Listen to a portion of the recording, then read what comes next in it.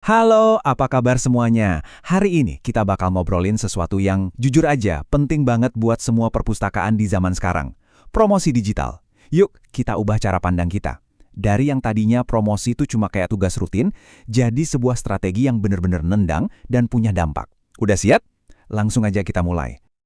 Oke, kita mulai dari satu perasaan yang kayaknya relate banget deh buat banyak dari kita para pustakawan. Perasaan kalau ngurusin promosi digital itu, aduh kadang rasanya lebih kayak beban ya. Kayak kewajiban yang harus dikerjain aja gitu.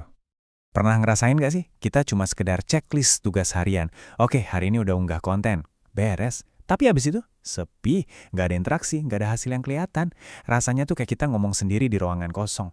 Cuma biar kewajiban gugur, tapi dampaknya nggak pernah kerasa. Nah, ini dia nih gejala-gejalanya. Masalahnya, promosi yang nggak efektif itu bukan cuma dianggurin aja loh. Justru bisa ngerusak citra perpustakaan kita. Caption yang kepanjangan, video yang isinya cuma foto digeser-geser, atau cara promosi yang maksa banget, semuanya itu malah bikin pemustaka kabur. Ini dia pertanyaan besarnya. Dan tenang aja, dalam beberapa menit ke depan kita bakal cari jawabannya bareng-bareng. Kita akan mulai perjalanan dari yang tadinya cuma ngerasa ini masalah, sampai nemuin solusi yang strategis dan yang paling penting, bisa diukur hasilnya. Langkah pertama buat bikin perubahan besar ini adalah kita harus ganti kacamata kita. Setiap strategi yang keren, setiap cerita yang bagus, itu selalu dimulai dengan seorang pahlawan.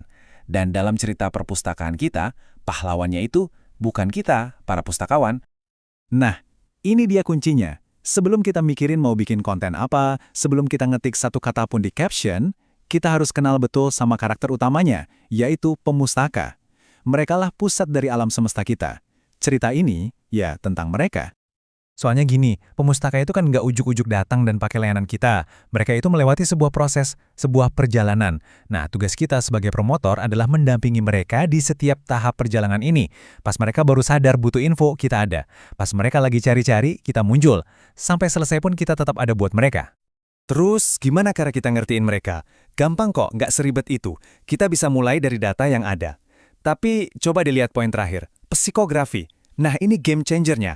Kalau kita tahu mayoritas pemustaka kita itu mahasiswa tingkat akhir yang lagi pusing skripsi, konten kita bisa soal tips anti-stres. Kalau kita tahu mereka lagi suka berkebun, ya kita pamerin koleksi buku tentang tanaman. Relevansi itu dimulainya dari sini. Oke, kita udah kenal sama pahlawan kita.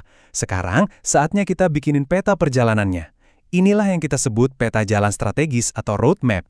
Ini adalah langkah kita untuk berhenti jadi reaktif dan mulai jadi proaktif. Setiap rencana yang bagus itu pasti dimulai dengan tujuan yang jelas. Tapi penting banget nih, kita harus bisa bedain antara objektif dan goal.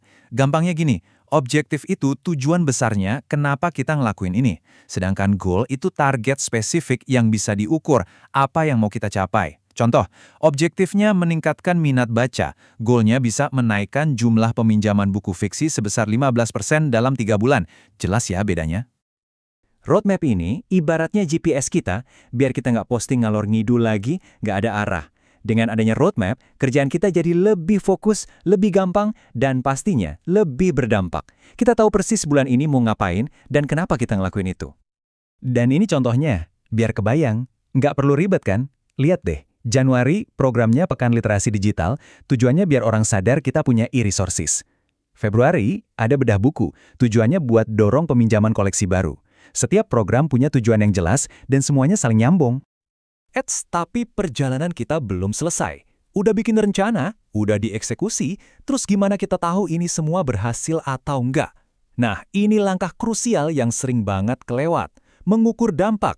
Tanpa pengukuran, kita cuma bisa nebak-nebak. Salah satu cara paling gampang tapi powerful itu pakai engagement rate atau ER. Metrik ini intinya ngejawab satu pertanyaan penting. Orang-orang peduli nggak sih sama konten yang kita buat?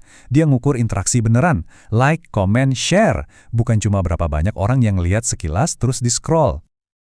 Sekarang coba lihat angka ini. 0,97%. Artinya apa coba? Angka ini bagus, jelek, atau biasa aja? Angka ini sendiri nggak berarti apa-apa. Ini cuma data mentah, belum ada konteksnya.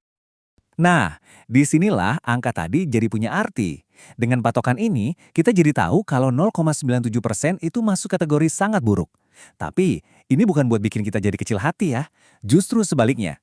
Angka ini tuh sinyal yang jelas banget dari audiens kita. Semacam surat cinta yang bilang, "Hey, kayaknya strateginya perlu diubah deh. Ini adalah data yang bisa kita pakai buat jadi lebih baik. Oke, kita udah ngelewatin semuanya. Dari ngertiin masalahnya, kenalan sama pahlawan kita, bikin peta jalannya, sampai cara ngukur keberhasilannya. Sekarang, kita sampai di bagian paling penting. Gimana Anda bisa mulai cerita perpustakaan Anda sendiri? Jadi, poin terpenting dari semua ini adalah, promosi itu bukan lagi sekedar marketing atau jualan layanan. Di era digital ini, promosi adalah tentang membangun cerita dan membangun komunitas. Ini tentang gimana caranya perpustakaan kita bisa jadi relevan dan jadi bagian dari kehidupan sehari-hari pemustaka kita. Kita tutup sesi ini dengan satu pertanyaan buat Anda renungkan. Berdasarkan semua yang udah kita bahas, langkah nyata pertama apa yang mau perpustakaan Anda ambil? Kisah apa, entah itu program, layanan, atau koleksi unik yang bakal jadi bab pembuka dari strategi promosi baru Anda? Jawabannya ada di tangan Anda. Yuk, mulai dari sana.